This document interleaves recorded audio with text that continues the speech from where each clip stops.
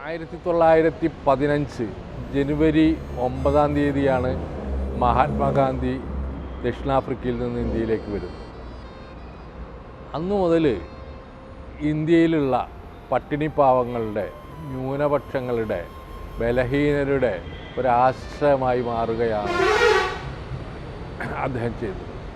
ഓരോ ഘട്ടങ്ങളിലും അദ്ദേഹം എടുത്ത സമരമുഖങ്ങൾ മറ്റുള്ളവർക്ക് കൃത്യതയോ വ്യക്തതയോ ഇല്ലാത്തതായിരുന്നു. പക്ഷേ അതെല്ലാം തന്നെ ഇന്ത്യൻ സമൂഹം ഏറ്റെടുക്കുന്ന ഒന്നായിരുന്നു.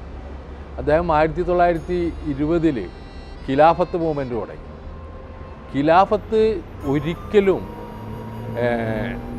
നടപ്പാവാത്ത ഒരു കാര്യമാണെന്ന് മഹാത്മാഗാന്ധിക്ക് അറിയാമായിരുന്നു. മഹാത്മാഗാന്ധി ഖിലാഫത്തിനെ ഉപയോഗിച്ചത് ഹിന്ദു മുസ്ലിം ഐക്യമാണ് ഇന്ത്യൻ ദേശീയ പ്രസ്ഥാനത്തിൻ്റെ നട്ടെല്ല് എന്ന് മനസ്സിലാക്കിയിട്ട് നടക്കാത്ത ഒരു കാര്യം ഹിന്ദുവിനെയും മുസൽമാന്മാരെയും ഒന്നിപ്പിച്ചുകൊണ്ട് ആ മുദ്രാവാക്യം മുഴക്കുകയാണ് ചെയ്തത്. അത് പൊളിറ്റിക്കലായിരുന്നു. ജിന്ന അതിനോട് യോജിക്കാതെ പോവുക ചെയ്തത്. പക്ഷേ അദ്ദേഹം അപ്പോഴും അതുമായി ഒരു വിട്ടുവീഴ്ചയും ചെയ്യാതെ നിൽക്കുകയും ഇന്ത്യയിലെ എല്ലാ ബഹുഭൂരിപക്ഷം ഹിന്ദു മുസ്ലിം ഐക്യം ഊട്ടിയുറപ്പിക്കാൻ അദ്ദേഹത്തിന് കഴിയുകയും ചെയ്തു എന്നുള്ളതാണ്. അങ്ങനെ നികുതി നിഷേധ സമരമായാലും ശരി, ഉപ്പ് കുറുക്കുന്ന സമരമായാലും ശരി, ക്വിറ്റ് ഇന്ത്യ ആയാലും ശരി, എല്ലാം ഇന്ത്യൻ ജനതയുടെ അടിസ്ഥാന വർഗത്തെ തൊട്ടുണർത്തുന്ന സമര രീതികളായിരുന്നു, അനുഷ്ഠാനങ്ങളെ ആയിരുന്നില്ല. അത് ഇന്ത്യയിലെ ഓരോ ഗ്രാമങ്ങളിലും അത് വലിയ തോതിൽ വലിയ ചലനങ്ങൾ ഉണ്ടാക്കുകയും ഒരു പുതിയ ആ കാലത്തെ ഏറ്റവും ആധുനികമായിട്ടുള്ള, ഇന്നും ആധുനികം എന്ന് പറയാവുന്ന ഒരു സമര രീതി അദ്ദേഹം ഇന്ത്യക്കാർക്ക് കാണിച്ചു കൊടുക്കുകയും ചെയ്തു. അദ്ദേഹം ഏത് കാലത്തും ഉയർത്തിപ്പിടിച്ചത്, തൻ്റെ അവസാന നാളുകളിൽ വരെ ഉയർത്തിപ്പിടിച്ചത് ഹിന്ദു മുസ്ലിം ഐക്യം, മതേതരത്വവും ജനാധിപത്യവും തന്നെ. അദ്ദേഹം ഇന്ത്യ പാക് വിഭജനത്തിന് എതിരായിരുന്നു എന്നാണ്.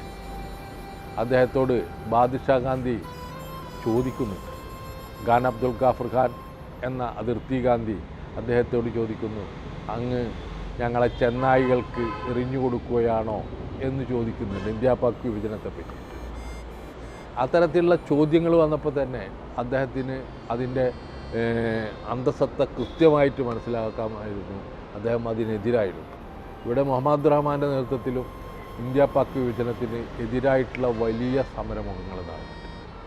അതൊന്നും വകവെക്കാതെ ബ്രിട്ടീഷ് സാമ്രാജ്യത്വം അവരുടെ ഏറ്റവും കുബുദ്ധിയുള്ള ഒരു തീരുമാനത്തിലാണ് എത്തിയത്, ഇന്ത്യ പാക് വിഭജനം. ആ കാലഘട്ടത്തിൽ ഏറ്റവും ദുഃഖിതനായ ആൾ മഹാത്മാഗാന്ധിയായിരുന്നു. ആ കാലഘട്ടത്തിൽ ഇന്ത്യ പാക് വിഭജനത്തിന് ശേഷം, ഇന്ത്യ സ്വതന്ത്രയായതിനു ശേഷം അദ്ദേഹം ജീവിച്ച ആ ദിവസങ്ങളുടെ ഒരു ചിത്രീകരണമാണ് ഇവിടെ ഈ ഗ്രൂപ്പ് നടത്തിയിട്ടുള്ളത്. അത് നമ്മളെ സംബന്ധിച്ചിടത്തോളം ഇന്ന് കൃത്യമായും സത്യസന്ധമായിട്ടും നമുക്ക് വളരെ വളരെ ഒരു വലിയ നിധിയായിട്ടാണ് എനിക്ക് തോന്നുന്നത്. ഇന്ത്യ ഇന്ന് നേരിടുന്ന അതിസങ്കീർണമായിട്ടുള്ള രാഷ്ട്രീയമായിട്ടുള്ള പ്രതിസന്ധിയിൽ നമ്മളെക്ക് ആശ്വാസമാകുന്നത് പലപ്പോഴും മഹാത്മാവ് തന്നെയാണ് എന്ന കാര്യത്തിൽ യാതൊരു സംശയവുമില്ല. ആ മഹാത്മാവിനെ, അതായത് ഹിന്ദുവിനെയും മുസൽമാന്മാരെയും ഒരേ നാണയത്തിൽ കണ്ട ആളാണ് മഹാത്മാഗാന്ധി. അത് ഓരോ ഘട്ടങ്ങളിലും കാണാം, ഓരോ ഘട്ടങ്ങളിലും അദ്ദേഹത്തിൻ്റെ പ്രവർത്തനങ്ങളിൽ കാണാം.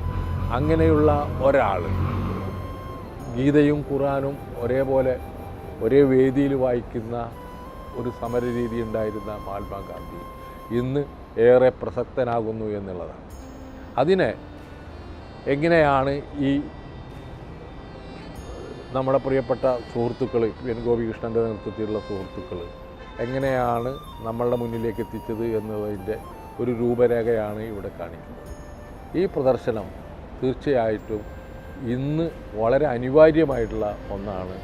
അതിന് കേരളത്തിൽ തൃശ്ശൂരിലെ സമദർശിയുടെ പ്രവർത്തകരെ പോലുള്ളവർ മുന്നോട്ട് വന്നതിൽ വലിയ സന്തോഷം.